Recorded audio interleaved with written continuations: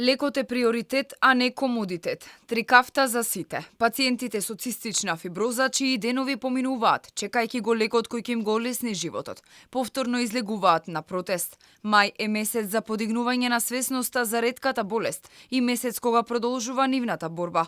Откако власта го набави лекот Трикафта, но само за 12 пациенти.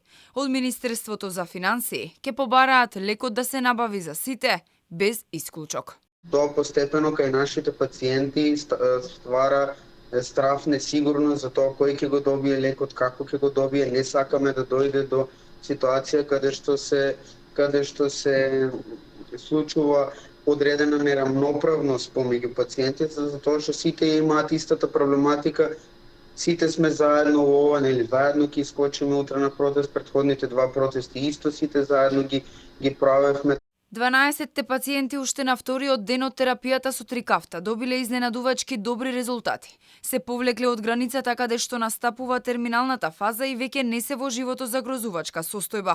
Асоциацијата бара од власта итно да се погрижи и останатите пациенти да ги почувствуваат позитивните промени со овој, како што велат, магичен лек. Веднаш се повлекува од таа, нели, граница каде што е терминалната фаза кај што настапува.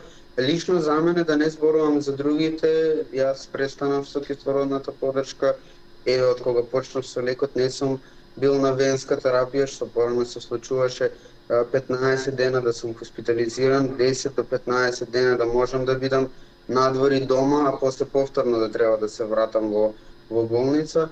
Македонија беше сведок на неправдата и незаинтересираноста на властите, откако пред 2 месеци згасна еден живот на борец. Благојче Илиевски до последен здив веруваше дека ќе ја дочека терапијата со Трикафта, која властите му ја ветија уште во 2021 година.